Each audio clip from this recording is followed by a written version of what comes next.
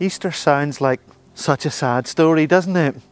Jesus saying goodbye to his friends, Jesus betrayed, Jesus punished for something he didn't do, Jesus crucified, Jesus dead on the cross, Jesus buried in the tomb.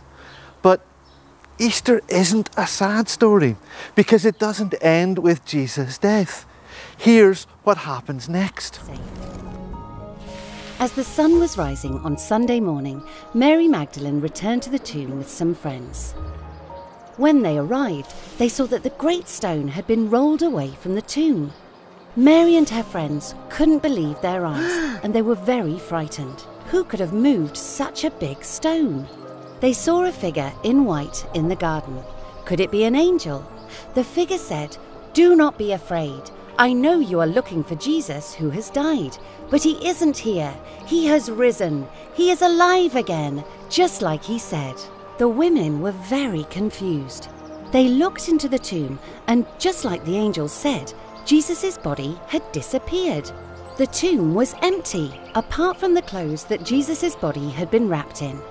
Mary's friends hurried away, but Mary stayed in the garden crying. She saw a man in the garden. He asked, "Why are you crying?" Mary thought he was a gardener and said, "I am sad because Jesus' body has been taken away. Have you taken his body away? Show me where you've put him." The gardener stepped into the sunlight and said, "Mary."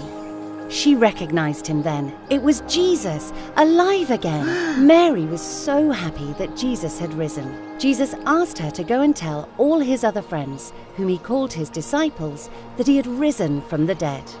This day is remembered by the celebration of Easter Sunday. Mary hurried to tell the disciples the good news, but they didn't believe her.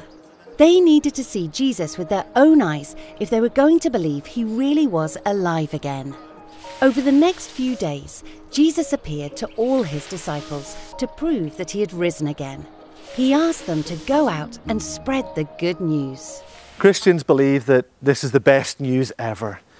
Not just for Jesus because he came back to life, but if Jesus is alive, then Christians believe that he's with us even now. And even though they didn't remember it at the time, Jesus promised his friends that this is exactly what would happen, and his promise came true.